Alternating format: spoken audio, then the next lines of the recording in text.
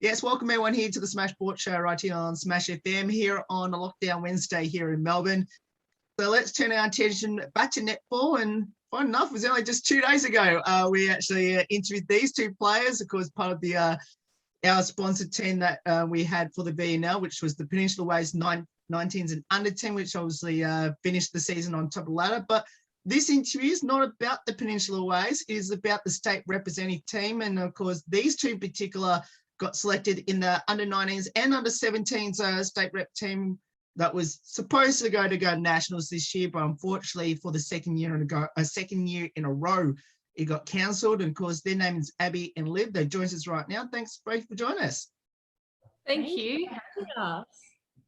No worries. Well, similar to the questions I asked on Monday, I will get both of you to introduce yourselves again, just in case people missed out on Monday, and what position both of you played on the court.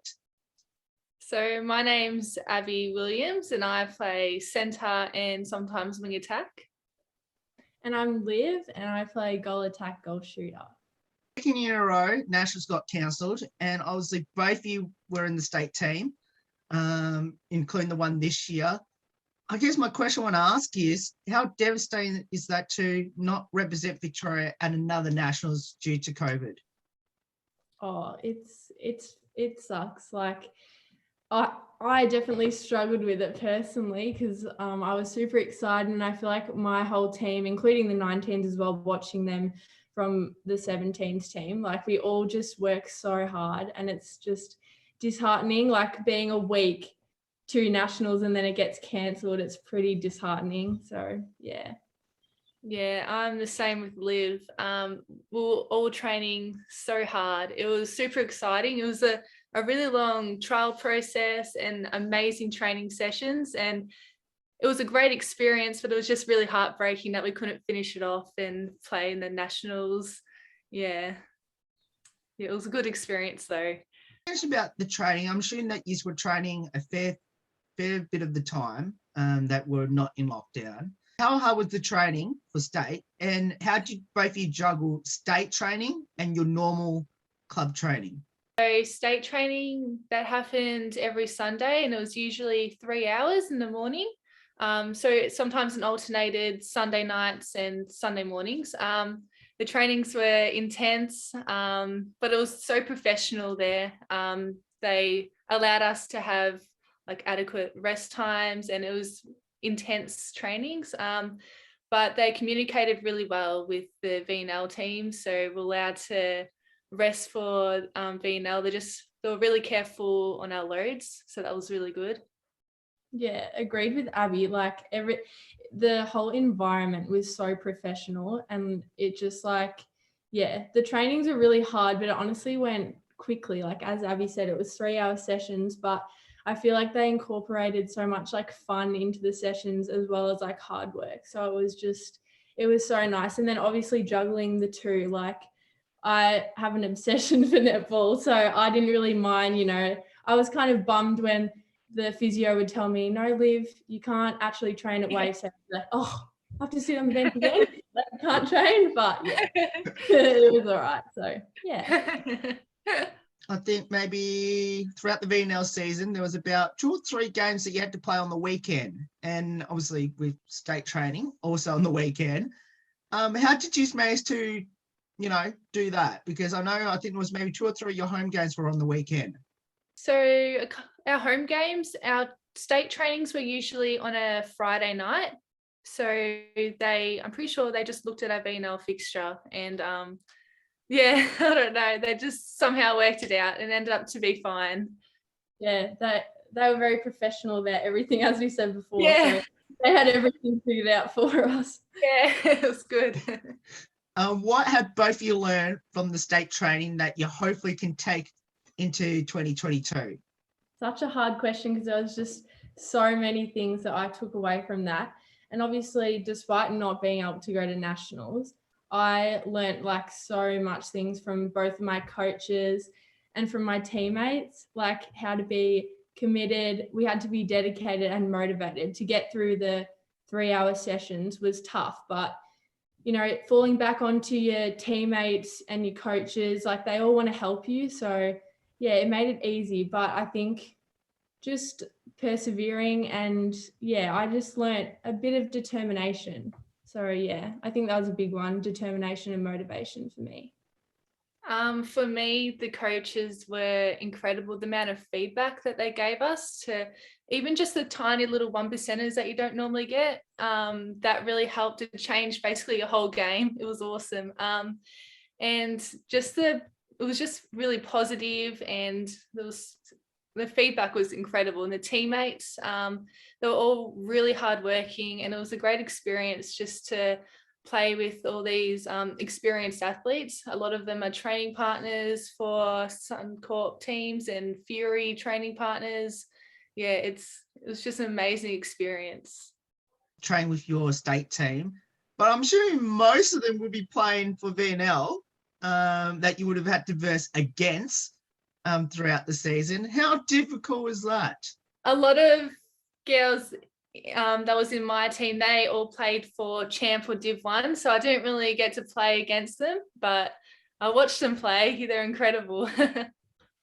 Yeah, for me, I guess I played against a lot of girls in my team. They were all playing, most of them were playing in VNL. So as we said in the previous interview, you know, your friends off the court, but on the court, yeah, so harsh feelings, but you want to win at the end of the day. But yeah, but luckily most of the people that I played on towards the end of the season, they were down the other end or in the mid-court, so I didn't have to play on too many people. Obviously, both of you mentioned that, you know, you were devastated for the fact that you almost got the chance to play for Victoria at Nationals, but it got cancelled with a week to go. Yes. I guess, was it expected, or were you holding hope that it was going to go ahead with that 1 week to go? We're holding hope. It looks pretty positive from in Victoria, especially because that was when we had 0 cases. But yeah, last minute cancel. Oh yeah, it was very heartbreaking. Yeah. I remember like sitting on the couch, waiting to like log on to the Zoom call, and I was like, oh, I wonder what it is. Like, hopefully it's like good news. But unfortunately they did tell us like that. But yeah, we were still so proud of all of our efforts. Like, just having the experience of training was enough for me. Like, obviously it was disappointing, but yeah, the experience was incredible either or. You had, I guess for both, you've had sort of 2 heartbreakers in regards to, you know, can't play Nationals. Now your whole season's cancelled for VNL, which obviously most likely would have made the grand final and probably win it. How many days after the announcement that you couldn't represent Victoria, how many days after that until it sort of completely gone out of the system? Oh, it took a little while, but there was still VNL. So it was the next day we had VNL. So it was just good just to focus on the game and sort of put that at the back of your mind. But yeah, it took a couple of weeks for it to fully go out, but yeah. Yeah, I've got to agree with Abby on that one. It did take a while for the disappointment to sort of settle, but all the like kind messages from like my other teams, as well as like my teammates in VIC, yeah, I never felt not supported. So that sort of helped the whole process. But yeah, playing VNL obviously was a good distraction, I guess, from it all. Do you communicate with your fellow state players? Absolutely. Yeah.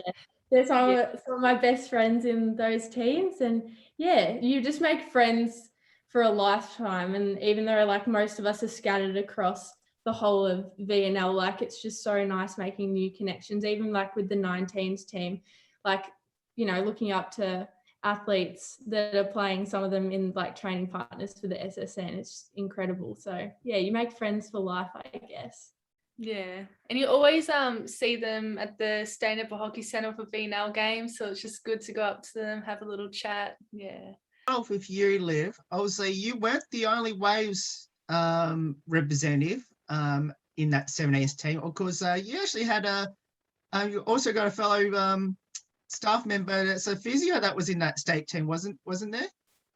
Yeah, so Emma was my physio for the under-17s team, which was obviously so helpful because she knew exactly like my training load because, you know, she's involved with waves as well. So having like the cross link between the two teams was so helpful, like so helpful. And she's the best physio. So yeah, it's so good. And Abby, of course, you weren't the only representative player either for the Waves in that state team. Obviously, you've had, of course, you had another teammate in there as well. And of course, there was another 19s player that was in the development team as well. Yes. Tell us how special to have technically 2 other teammates joining you in the 19s team. Very special. Those 2 girls, they're one of my closest friends. So it was just good to have them just to support me and it was just good to know someone there, and it's just very helpful and motivated you at trainings and also just at VNL games to get to talk about it all the time. Yeah. Is there, you know, particular players in your rep team game other than the players that are actually in your team? So many. At Waves, there's so many players that you look up to. The champ players and even Div 1. Even one of the Div 1 players, SARS, she was our strength and conditioning coach a couple of years ago. And she just motivates you just to push, and she sends you messages all the time just to check in how you are. And she's also a gun on court.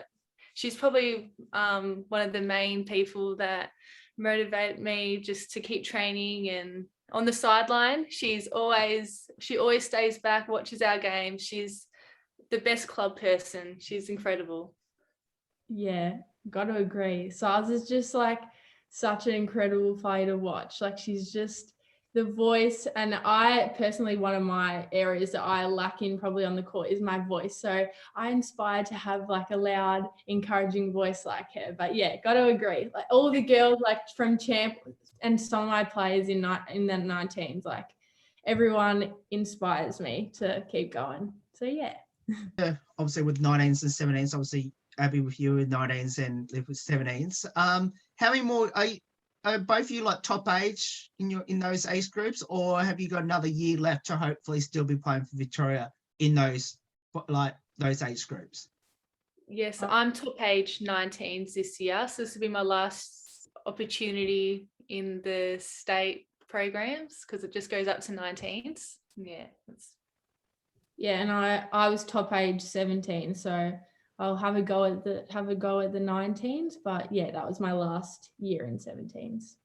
So obviously I'm assuming both of you would have probably made the both of your respective teams last year as well, and obviously that got wiped out. How devastating to not play 2 years in a row in playing for Victoria? So I didn't make the team last year. It was just this year, so it's very disappointing still. Yeah, and for me, I didn't play the previous year either, but yeah, obviously, like I felt the heartbreak for the girls. Like I wasn't in the team, but I like for the not this year's team, last year, the year before's team, I felt for them. I had a couple of friends in there from last year, and I did really feel for them. So this year again, for some of the girls that are now top age 17s in my team to miss out 2 years in a row, you could sense the heartbreak throughout the team, but yeah, it's still disappointing regardless. How special is to represent Victoria? Oh, it's so special. So special. Feel so honoured to be able to say that I even made the team. So yeah, it's such a special environment and something that I will cherish forever because I feel like it's just a really good step in the pathway to get you ready for, you know, like your next couple of years, which are important years in anyone's netball career, I guess. So I think it really sets you up well for the years to come. Yeah, and it's just very special just to put on the training top and going to training, just feel honoured and just driving down to the St. Never Hockey Centre to train. And it's just a great opportunity with all the professionalism. They always check with your health and well-being. We have to enter this called AMS every day. and the IAPP. They just give us so much feedback, improvements. It's just so special. It's just, great experience, great memories. They're very similar to what I asked on Monday, which I'm going to ask, but obviously the question's a little bit different. The first one is, who's the comedian in your state teams? That's a hard question because there was like so many girls that would crack jokes and be so funny. So I feel like maybe, I think Peninsula, she really, she's pretty funny. She was funny. I'd say Peninsula, yeah. I would have to say George and Moody. How did I know Georgia was in this one? She's hilarious. Yeah, she's amazing. Super funny. Oh, Georgia's gonna love this. Now, any good singers we should know about? Yes, Mel. She's a gun defender. She's an incredible singer. She's actually amazing. I didn't personally hear anyone belting some tunes, but as soon as I do, I will get back to you on that one. Okay. I'm sure there's some good talent. Abby, I do agree with Mel. Yes, I do agree with that one. Any good dancers or into their TikToks? George and Moody again. And even Chev, she's got some dance moves. She's good. Yes. Oh, I have no idea. I'd probably honestly say probably Peninsula again. I feel like she'd have some good TikTok dances to do. I feel like she'd do it. She's the type of person to do it. Now, any embarrassing or funny moments at training? I know it's not meant to be like, it's all serious, but there's got to be some embarrassing or funny moments at training. Oh, there's probably so many. But I would have to say, for me, we were doing online Zoom training, and my dad was there with me, and we were doing like sprints like on a full court, and my dad like starts getting my computer and like panning across like just me.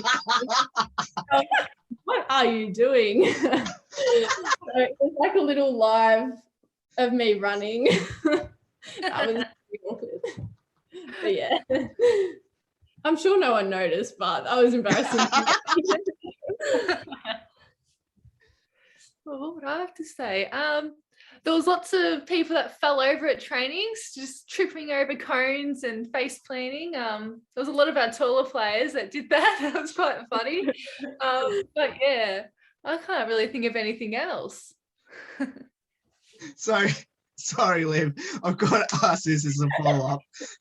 So, where did you come to the realization that's actually happened? And you mentioned that you're assuming no one watched it, but did you get any feedback from your coaches who might have watched it? Oh yeah. So I was like running, and as I was running, obviously I'm not noticing, I'm focusing on running. And then the guy that was taking the sessions, I think he was a VIS trainer, and he was like, oh, we've got some, can't remember what exactly he said, but he said, oh, we've got like a live running cam or something. I was like, oh, Dad, what are you doing? But yeah, that's how I found out. Abby mentioned about, players falling over and tripping over their feet. Is there a particular player in your state team that did that quite regularly? Probably Emily Andrews. She did that quite a bit. And yeah, there was a couple of other players. I was one of them as well. Yeah, it's quite embarrassing tripping over. Yeah. Sliding over a cone's pretty embarrassing. I don't know. I can't recall seeing anyone like full take a stack, but I think we were very cautious. We always, like, if we were doing some cone drill, we'd like flick the cones away if we were scared of falling over. But yeah, I take good caution because I always get scared I'm going to slip over. So, Abby, I don't want to embarrass you on this next question, but you did mention you do occasionally do this as well, falling over and all that. So, how do you know? I guess how do you try to embrace the fall without hurting yourself? Oh, I don't really know. I just laugh it off. I just can't really avoid the fall. I try to stop, but I just end up on the floor sometimes. Sometimes I save myself. Yeah. Or the other day I was trying to do a box jump and I completely stacked it at home, and I've still got 2 marks on my shins. And it happened like a month ago. It's still on my legs.